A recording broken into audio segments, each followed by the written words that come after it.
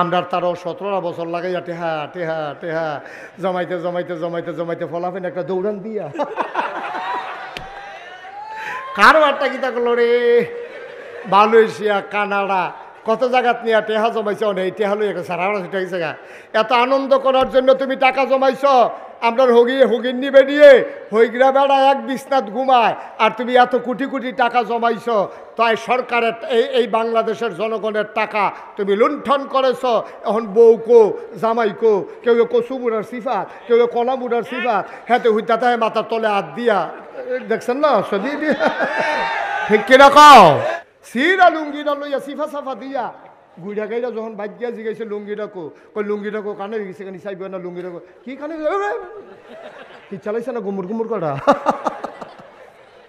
এই খচ্চতার মানুষের আল্লাহ এই বেডিতে অলি স্বীকার করবো কেমনে কথায় কথায় গোরান দিয়ে চাল খিচালায় বুহে ফিটে ধরাইলা গুমুর করে কিল দিয়া আসেনি রে খাচ্ছ আমরা এগুলো বুঝাইতে নাই ওই হুদা আসেনি কি একটা দমাদম যায় রাইতে না শোনা যায়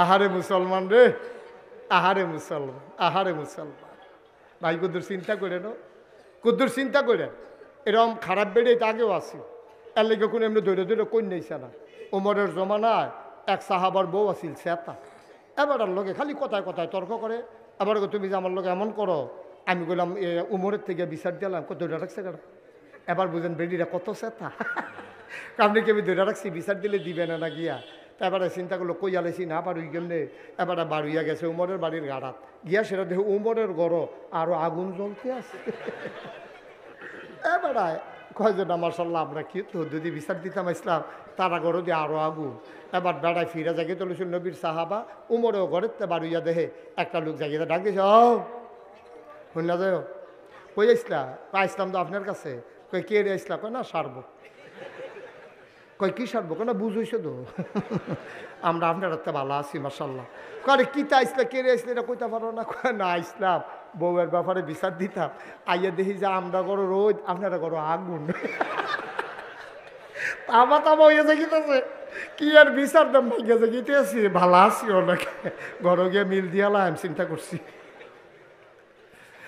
ডাক দিয়া যখন জিগাইছেন কথাটা কইয়ে যায় আমার দি মন্ডায় কয় বউয়ে যখন বাড়াবাড়ি করে মারতাম মন্ডায় কয় আপনি উমরের কি রাগ হয় না আপনার ওয়াইফ আপনার লগে যেমনি কথা কয় আপনার সেট উড়ে না কয় সেট দৌড়ে মাঝে মাঝে তো নিয়ত কইরালাই কয় নিয়ত পরে ভাঙেন কেমনে নিয়ত কইরা সেটা নিয়তরা পরে কেমনে ভাঙেন কয় চিন্তা কইরা দেখলাম এই বেডিটারে কোনো আমি চিনতাম না এই মহিলারও আমারে চিনত না কেমনে কেমনে বিয়ার পয়গাম গেছে 3 বার মাত্র আমি কবুল কইছি বেডিয়ে কবুল কইছে আমি তো কিচ্ছু সারণ লাগছে না রে আমার ওয়াইফ বিয়া বওয়ার কারণে তার বাড়ি ছাড়ছে তার ঘর ছাড়ছে তার আব্বা ছাড়ছে তার আম্মা ছাড়ছে যেই বালিশটাত মাথা রাখা ঘুমাইতো বালিশটাও বাপের বাইত রাখা আইছে যেই বান্ধবীরারে লইয়া খেলতো বান্ধবীরারও কাউরে আনতে পারে নাই যেই বাসুন্ডার মধ্যে বইয়া খাইতো বাসুন্ডাও ফালাই দিয়ে আইছে এই মহিলাটা আমার সাথে কবুল করার কারণে আব্বা সাল্লো আম্মা সাল্লো বাড়ি সাল্লো ঘর সাল্লো ভাই সাল্লো বোন সাল্লো মাথার বালিশ ফালাইলো খাবারের প্লেট সারলো বান্ধবীদেরকে ফালাইলো যেই মহিলারা 3 বার কবুল করার কারণে সব কিছু সাইরা আমার লগে আইলো আমি বুঝি এবিডির দিকে তাকাইয়া মনের জিদ্রা একটু ছাড়তে পারি না এই জন্য রাগ দেখাইলো আমি আর রাগ দেখাই না নিয়ত কইরা লাইছি বেডিরা আমার লাগে অনেক করছে রে আমার ঘরটারে নিজের ঘর বানাই লাইছে আমার দ্বারা এটা সম্ভব না রে ভাই ও মুসলমান এই 3 দল মানুষ নবীর বিরোধিতা করলো আজও 3 দল মানুষ ইসলাম কায়েমের পথে বাধা হয়ে দাঁড়ায় আজও 3 দল মানুষ এই ইসলাম কায়েমের পথে বাধা হয়ে দাঁড়ায় বাংলাদেশে বুদ্ধিজীবী নামের একদল লোক কলঙ্ক তারা আগের সরকারের আমলে এই কারবার করছে অহনো তারা দেখবেন কায়দা কইরা তারা কথা কয় প্যাকেট কইরা কইরা ধরন যায় না। আমরা তারা তো আটকা কই আলায় দেখা ধরা ফইরা যায় গায়। তারা বড় বুদ্ধি খাড়াইয়া খাড়াইয়া কথা কয়। তারা ভাত খায় বাংলাদেশও, কুলি হালায় গিয়া ইন্ডিয়া। বুদ্ধিজীবী নামের কলঙ্ক এই অসভ্যের দলে আমি খেয়াল করে দেখি সব সময়। এই স্বাধীনতার 54 বছরে পরে গেল, আমরা খেয়াল করে দেখলাম এই বুদ্ধিজীবী নামের যারা কলঙ্ক তারা সব সময় কথা বলতে গেলেই ইসলামের বিরুদ্ধে কথা বলে, ঠিক কিনা বলে? তারা কথা বলতে গেলেই আলেম ওলামার বিরুদ্ধে কথা বলে, তারা কথা বলতে গেলেই মসজিদ মাদ্রাসার বিরুদ্ধে কথা বলে। আমি বলেছি এই শীততাপ নিয়ন্ত্রিত কক্ষে বসে আর বুদ্ধিজীবীদের নমুনা দেখলে আপনি খেয়াল, আমি তো আবার সব কিছু খেয়াল করেন লাগে, বুদ্ধিজীবী আপনারা তো খেয়াল করেন না সব, আমি আবার খেয়াল করি।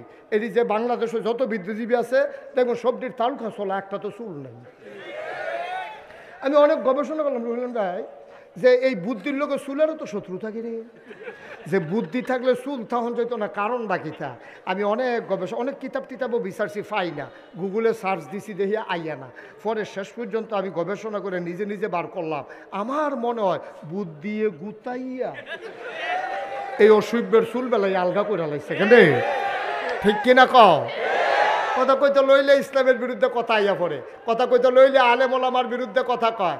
এই যে শুধু ঢাকাতে আছে এলাকাত নাই তা না, এলাকার ভিতরেও দেখবা কত্রী আছে, ইমাম সাহেবরা দেখলে মস্কারা করে, শরীরটা দেখলে মনে হয় চুলখানি উঠতেছে গেতা আসেনি রে। খেলবা খেলাধুয়ার কম খেলছো না, অনেক খেলছো। ইমাম সাহেবরা দেখলে টিটকারে কি হুজুর খাইয়াইছেন না গিয়া খাইবে, হুজুরে খাইয়াইছে না গিয়া খাইবে, তোর দরকার কি? তুই তো হগিন নিবিড়ি বিখ্যাত চা, তুই হুজুরের খবর লস কি, ঠিক কিনা কও? হুজুরে খাইয়াইছে না গিয়া খাইব, তারে জি গাইব তারে। তুই বেড়া হগিন্ডি বেড়ি বিখ্যাত চা, তুই মসজিদ টেহা দিতে লইলে সিফা দিয়া টেহা লইয়া বইয়া থাহস, তোরে চিনি না আমরা। টেহাই বেড়াইয়া কাম দে তার দুঃখে। কথা যেটা মনে পড়ছে এটা কি কইলি তা কইলে আর আইনা নাই হকল বলা। মসজিদ হুজুরে টেহা তুলে তে কাঁচা ফাস্টিকা নুটটারে ফকেটে মুট করে ধরে লইয়া হাতে ফকেটটা হাতে লইয়া বইয়া রয়েছে, ধুম ধরে বইয়া রয়েছে। হুজুরে ওয়াজ করতে পারবো, টেহা দিতাম না। পয়সা আপনি কাঁচা টেহা মুডের ভিতরে লইয়া রাখলে কতক্ষণ পরে দেখবেন এটা গাম দিয়ে আলা দেয়নিও, তাই খালি কুদ্দুর ফটে ফটে চাই টেহারা আসেনি। হুজুরে যেমনি কালেকশন করতেছে এটা ফকেটও থাকলে হাত করে ফাল দিয়া ব্যাগ লোক এলে গেটারেতে মুট করে লইয়া বইয়া রয়েছে, কতক্ষণ পরে পরে ছায়া আসেনি, কতক্ষণ পরে দেখে যে গাইমা উঠে তে টেহার লগে কথা কয় কান্তা পারবা, কান্তা পারবা, মসজিদও দিতাম না। আসেনি রে অসুবিধা আছে রে, তো তুই হিসাব লো হুজুরে খাইয়াইছে না গিয়া খাইব, তুই কি হিতাকাঙ্ক্ষী হুজুরের, তুই হুজুরে বড় পেয়ার কাটতে হো, অসভ্য কহে না। তুই হুজুরে মহব্বত করস, তুই জীবনে হগিন্দি বেটে বিখ্যাত হচ্ছে, হুজুরে জীবনে মসজিদের সান্দা যাচ্ছ 6 বছরের সান্দাবাহী, তুই পয়সা টিপ দিয়ে ধরে রহস, তুই হুজুরে জিজ্ঞাসা খাইয়াইছে না গিয়া খাইব, হুজুরে খাইয়াইছে না গিয়া খাইব, তোর দরকার কি? আবার হুজুরের শরীরে যদি কুতুর মড হয়, আবার আমরা তারা চিৎকারে মেরে কেউ যার দরজা দিয়ে ঢুকেননি, হুজুরে দরজা দিয়ে ঢুক বানাইলে বেড়াঘাটটা ঢুক বানাইলে উফরি দিয়ে টিন খুলে দুপুরিয়ে পড়বো, তোর সমস্যা কিতা? আসেনি অসভ্য, অনেক করেছো তোমরা, তামাশার শেষ আছে, সব কিছুর একটা শেষ আছে। কোরআনের হাদিসের কথাগুলো আমার আলেম যখন বলেছে মিম্বারে বসে, তোমরা আমার ইমামের চাকরি খেয়ে ফেলেছো, ঠিক কিনা বলো? তোমরা কম করো নাই। আমার আলেমগুলো যখন কোরআনের কথা বলেছে কোরআনের মঞ্চে, তোমরা জোর জবরদস্তি করে আমার আলেমগুলোকে বেজ্জতি করে তোমরা মঞ্চ থেকে নামিয়ে দিয়েছো। আমি বলেছি যা হবার হয়েছে, এনাফ ইজ এনাফ, আর পারবে না, বাধা আসবে তো লড়াই হবে, ঠিক কিনা বলো?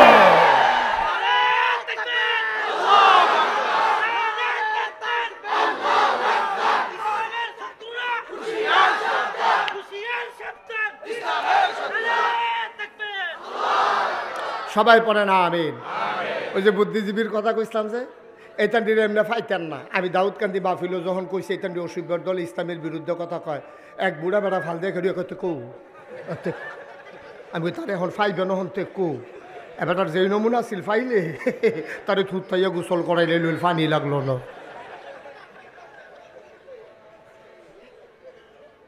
এটি সবসময় পাওয়া যায়, হয়তো 2টা 2:30টার সময় টক শো করে টেলিভিশনের ভিতরে পাওয়া যায় রে, কি মোরাইয়া মোরাইয়া ফেসাইয়া ফেসাইয়া গুড়াইয়া গুড়াইয়া জিলাফির মতো এমনি লাইরা লাইরা কথা কয়, আসেনি রে না? নিজে ধরাত পড়ে না, আলে মোলামারে চিত্রিত করতে চাই। বলেছি ঢাকা রাজধানীতে শীততাপ নিয়ন্ত্রিত কক্ষে বসে তুমি ইসলামের বিরুদ্ধে কথা বলো। তুমি ভুলে গেছো এই দেশের নাম বাংলাদেশ। এই দেশে শতকরা 92 জন লোক মুসলমান। এই দেশ শাহজালালের দেশ, শাহপরানের দেশ, তিতুমিরের বাসার খেলনার দেশ। এই দেশ সিনে টান টান করে দাঁড়িয়ে থাকা আমার আবু সাইদের দেশ, ঠিক কিনা বলো?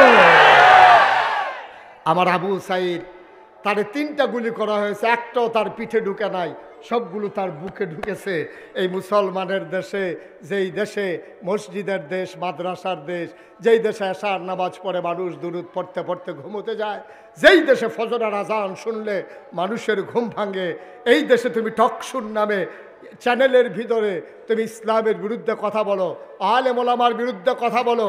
আমি বলেছি এই মুসলমানের দেশে রাজধানীতে বসে শীততাপ নিয়ন্ত্রিত কক্ষে পুলিশ পাহারায় ইসলামের বিরোধিতা করা সহজ, পাল্লা নহলের জমিনে এসে বলো পিঠের চামড়া নিয়ে ঢাকা যাওয়া যাবে না।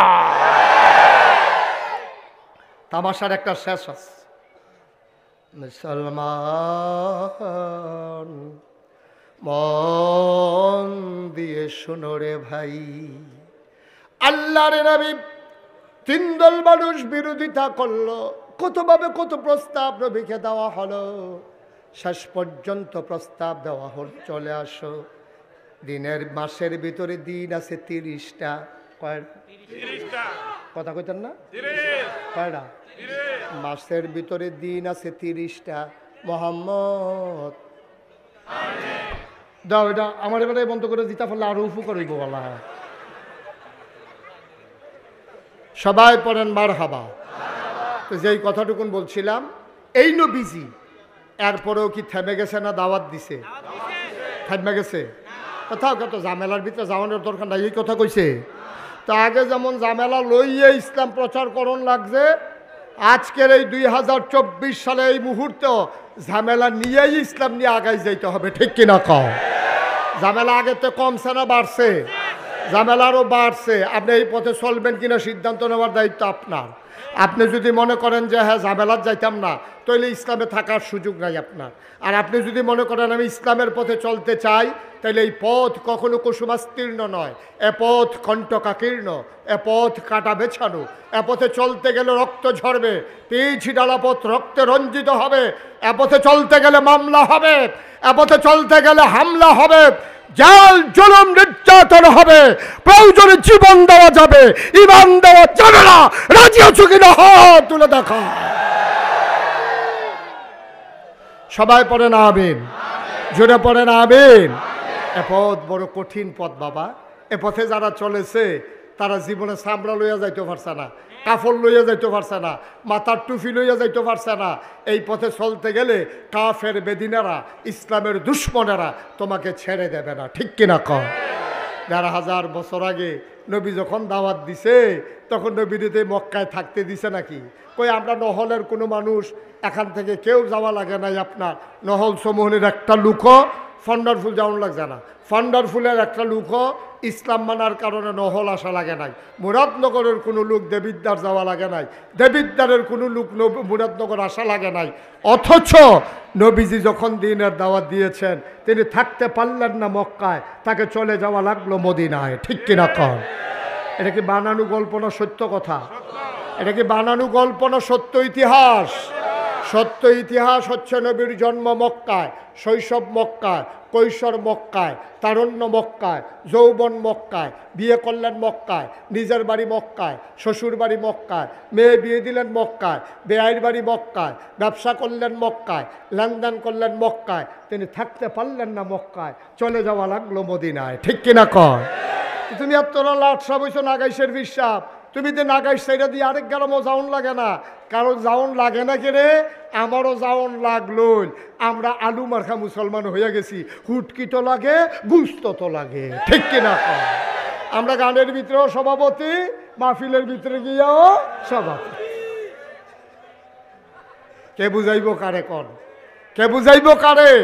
আমরা গানও সভাপতি, মাহফিলও সভাপতি। তো এটা হইলে তো সকলে পারে। আপনি উড়ুস গিয়েও সম্ভব, জাফত গিয়েও সম্ভব, কতক্ষণ পরে শুভ হালকাতে আনো গান হইব আপনি জানেন। আপনি ওই এলাকার মসজিদের ইমাম, আপনার নিচে মিলাদ ফেরা দিতেন। আপনি মাগরিবের পরে মিলাদ ফেরা, সহালে ফজর ফেরা, মিলাদ ফেরা তারা শুভ হালকাটা গদি সাইড শুরু করবো।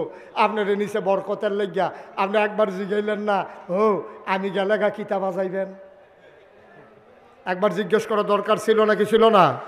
আপনি তো জানেন আপনি গেলে গায়ে গান বাজা শুরু হইব, তাহলে গান দ্বারা আপনি উদ্বোধন করে দিয়ে আইলেন, দেয়া হইব কিয়ামতের ময়দানও। আপনি কি করলেন? ফ্যাট মাটিত লাগাইয়া থাকেন, কামলাকে আমফাতা সাবাইয়া খাইয়েন, কাম লাগলে টিউবওয়েলের পানি খাইয়া থাকেন, তারপরেও সুদখুরের বাইক ঘুষখুরের বাইক দাওয়াত খাবেন না। সবাই কোন আমিন? কথা মনে থাকবে ইনশাআল্লাহ। নবীজি আপোষ করে নাই, করলে পারতো, কইরা লাইলে পারতো। তারা মিটিং বইয়া লাইছে নবীরে মাইরা লাইব, কথা আছে নিরহ, নবীরে মাইরা লাইব। তারা মিটিং করছে, নবীজিকে আবু বকরে ডাক দিছে, আবু বকর। নবী আবু বকর কয় লব্বাইক ইয়া রাসূলুল্লাহ। মাত্র একটা ডাক দিছে, খেয়াল করেন, মাত্র একটা ডাক দিছে। কয়টা? মাত্র একটা ডাক দিছে। আবু বকর, আবু বকর কয় লব্বাইক কয়ে দরজা খুলে দিছে। নবীজি কয় আবু বকর তুমি রাইতে ঘুমাও না? কয় হ্যাঁ ঘুমাইবো না কেন? কয় তো এক ডাকে টের ফেলে কেমনে? কয় ইয়া রাসূলুল্লাহ আপনি যে একদিন কইছিলেন রেডি থাইস, এরপরের থেকে আমি ঘুমাই, তবে বিছনাত না, দরজায় দাঁড়াইয়া দাঁড়াইয়া। আর আস্তে কোন সুবহানাল্লাহ। আমি ঘুমাই, বিছানায় যাই না, ঘাড়ো ঘুম হয়ে যাবে। আমার নবী যদি এসে দাঁড়িয়ে থাকা কাফেরেরা যদি আক্রমণ করে, আমি পিঠ লাগাইয়া দাঁড়াইয়া দাঁড়াইয়া ঘুমাই। আল্লাহর নবী বললেন চলো চলে যাই। বের হয়ে গেলেন আবু বকর। নবীজি আবার হাঁটলেন মদিনার উল্টা পথে। আবু বকর কয় গুস্তাখি মাফ কর দিজিয়ে, বেয়াদবি মাফ করবেন, আমরা বোধহয় উল্টা পথে চলতেছি। নবী আমার, আপনি কি মদিনার রাস্তা ভুলে গেছেন? আল্লাহর নবী কয় মদিনার রাস্তা আমি ভুলে যাই নাই, মক্কার মানুষগুলারে মদিনার রাস্তা ভুলাই দিতেছি, ওরা যেন আমার উল্টা পথে না খুঁজে। এই জন্য আমি উল্টা পথে যাচ্ছি, ওরা খুঁজবে মদিনার পথে। আবার নবীজি চলে গেলেন উল্টা পথে, মদিনা যে এই দিকে চলে গেলেন আরেক দিকে। সকাল হয়ে গেল, সূর্য হেসেও হেসে উঠল। আবু বকর চিন্তিত হয়ে গেলেন, এবার বোধহয় ধরা পড়ে যাব, রাখালেরা বের হয়ে যাবে, আমাদেরকে দেখে চিনে ফেলবে, দারুন নাদুয়ায় নিয়ে আমাদের হত্যা করা হবে। আবু বকর ডাক দেয়া কয় নবী গো, ও নবী আমরা বোধহয় ধরা পড়ে যাব। আল্লাহর নবী মুচকি হেসে কয় ওয়ালা তাহিনু ওয়ালা তাহজানু ওয়া আনতুমুল আ'লাউনা ইন কুনতুম মুমিনিন। ও আবু বকর চিন্তার দরকার নাই, ওয়ালা তাহিনু ওয়ালা তাহজানু, তোমাদের ভয় নাই, আমাদের কোনো পেরেশানি নাই, আমরাই হব সফল কাম। ইন কুনতুম মুমিনিন, যদি আমরা মুমিন হইতে পারি, কোনো চিন্তার দরকার নাই, আমরা এক আল্লাহর উপরে অবিচল আস্থা আছে, আমরা ধরা পড়ে যাব না রে আবু বকর। দেখ দেখ দেখ কোথাও লুকানোর কোনো ব্যবস্থা আছে নাকি? আবু বকর গিয়া দেখে পাহাড়ি একটা গুহা। এবার নবীজি ঢুকতে চাইলেন, আবু বকর সামনে হাত ছড়িয়ে দাঁড়ালেন, গুস্তাখি মাফ কর দিজিয়ে ইয়া রাসূলুল্লাহ, আপনি গুহার ভিতরে ঢুকবেন না। কয় কেন ঢুকবো না? কয় ঢুকবো আমি আগে। কয় কেন তুমি আগে ঢুকতে চাও? কয় গুহার ভিতরে সাপ থাকতে পারে, বিচ্ছু থাকতে পারে, আপনারে কামড়ে দিতে পারে, এই জন্য আমি আগে দেখে আসি। আল্লাহর নবী চোখের পানি ছেড়ে দিলেন, ডাক দেয়া কয় আবু বকর আমারে কামড়াবে, তোরে কামড়াবে না। আমারে যদি কামড়ায় তোরে কামড়াবে না আবু বকর। নবীর চোখ বেয়ে বেয়ে পানি পড়তেছে, কলজা বড় নবীর মায়া। আল্লাহ কোরআনে কয় ফাবিমা রাহমাতিম মিনাল্লাহি লিনতা লাহুম ওয়ালাউ কুনতা ফাজ্জান গালিজাল কলব লানফাদ্দু মিন হাওলিক ফাআফু আনহুম ওয়াস্তাগফির লাহুম ওয়াশাফিরহুম ফিল আমর ফাইজা আযামতা ফাতাওয়াক্কাল আলাল্লাহ ইন্নাল্লাহা ইউহিব্বুল মুতাওয়াক্কিলিন। কলজা বড় নবীর মায়া। নবী ডাক দেয়া কয় আবু বকর আমি গুহায় ঢুকলে আমারে সাপ কামড়াবে, তোরে কামড়াবে না। আবার আবু বকর কি জবাব দেয়? আমরাও তো আশেকে রাসূল, আবু বকরও তো আশেকে রাসূল। আবু বকর জবাব দেয়, নবী গো, ও নবী, আমার মতো 100 আবু বকর যদি মরে যায় ইসলামের কিচ্ছু হবে না গো নবী। আপনি যদি কিচ্ছু হয় তাইলে দুনিয়াতে ইসলাম থাকবে না।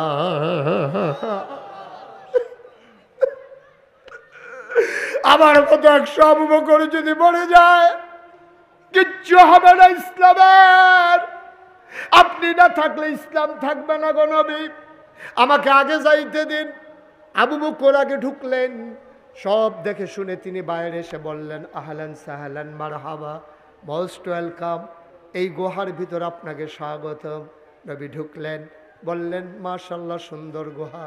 আবু বকর ক্লান্ত পরিশ্রান্ত দেহ, একটু আরাম নিতে মন চায়। আল্লাহর নবী বললেন, আর আবু বকর আসন পেতে বসে গেলেন। আল্লাহর নবী বুকুলে মাথা রেখে শুয়ে পড়লেন। আলতো করে হাত বুলিয়ে দেয় আবু বকর, চুলের মাঝে বিলি কেটে দেয়। আবু বকরের আদর পেয়ে নবী ঘুমিয়ে পড়লেন। আবু বকর তাকাইয়া দেখে গুহার চতুর্দিক দিয়ে শুধু গর্ত আর গর্ত, সাপের জিহ্বা দেখা যায়। আবু বকর মাথার পাগড়িটা ছিঁড়লেন, টুকরা টুকরা করলেন, টুকরা টুকরা করে সবগুলো গর্ত বন্ধ করলেন। কাপড়ের টুকরা শেষ, গর্ত রয়ে গেছে আরো একটা। সুবহানাল্লাহ কয় না? তিনি কি করবেন, কিং কর্তব্য বিমূঢ় হয়ে গেলেন। তিনি ভয়ে পড়ে গেলেন, কি করবেন এখন, কি করা যায় এখন? আবু বকর কি করবেন? গর্ত একটা বাকি আছে, কাপড়ের টুকরা নাই। আবার আবু বকর সিদ্দিক আস্তে করে নবীর কুলের নিচ থেকে পা একটা বের করলেন, গর্তের মুখে পা চাপা দিয়ে রাখলেন। বিষাক্ত সাপ বের হতে না পেরে আবু বকরের পায়ের ভিতরে ধ্বংসন করলেন। শরীরটা নীল হয়ে গেল, একেবারে চোখ দুইটা লাল হয়ে গেল। আবু বকরের বিষের যন্ত্রণায় ছটফট শুরু করে দিলেন, ঠুট্টারে দাঁত দিয়া কামড়ে ধরলেন। আওয়াজ বের হয়ে গেলে, আওয়াজ যদি বের হয়ে যায় তাইলে আমার নবীজির ওই যে কি কয় ঘুম ভেঙে যাবে। এবার ঠোঁট দিয়া চাপড় কামড় দিয়া তে ঠুট্টারে দাঁত দিয়া কামড়ে ধরে তিনি আবার আটকে দিলেন। ওকে জি, ঠোঁট দিয়ে কামড়ে ধরলেন। আবু বকর সিদ্দিক তার ঠোঁট দিয়া কামড়ে ধরে তিনি কান্নার আওয়াজ থামালেন। মুফাসসিরিনে কারাম, মুহাদ্দিসিনে কারাম কয়, ও আবু বকর, আওয়াজ থামাইবা দাঁত দিয়া কামড়াইয়া, চোখের পানি থামাইবা কি দিয়া? আওয়াজ থামানো যায়, চোখের পানি তো থামানো যায় না। আবার টপ টপ করে আবু বকরের 2 ফোঁটা চোখের পানি নবীর গাল মুবারকে পড়ে গেল। নবী লাফ দিয়ে উঠলেন, দেখে শরীরটা নীল হয়ে গেছে, গাল বেয়ে বেয়ে পানি পড়তেছে আবু বকরের। ডাক ডাক, আবু বকর, ও আবু বকর, কেন কান্দস রে আবু বকর? বাড়ির কথা মনে পড়েছে নাকি? আবু বকর ডাক দেয়া কয়, ইয়া রাসূলুল্লাহ, ইয়া হাবিবাল্লাহ, আপনার আবু বকরকে আপনি এখনো চিনলেন না। আপনার চেহারা মুবারক আমার সামনে, আর আমি বাড়ির কথা মনে করে কানবো, এটা আপনি কেমন করে ভাবলেন গো নবী? কয়, তাইলে কাঁদো কেন? আবু বকর কান্দে আর কয়, নবী গো, মনে করেছিলাম বলবো না, না বলে আর উপায় নাই। ও নবী, সাপ আমারে কামড়ে দিয়েছে। আগে কেন ডাকলি না? কয়, আপনার ঘুম ভাঙ্গাইতে সাহস পাই নাই গো নবী। আল্লাহর নবী কয়, দেখি কোথায় কামড়ে দিয়েছে। এবার নবীকে পা দেখালেন। আবু বকর বললেন, পায়ের এই জায়গায় কামড়ে দিয়েছে। আল্লাহর নবী আঙ্গুল দিয়ে জিহ্বা থেকে একটু লালা লাগালেন। লালাটা নিয়ে আবু বকরের পায়ের ভিতরে যেখানে সাপ কামড়ে দিয়েছে ওই জায়গায় একটু লালা লাগাই দিলেন।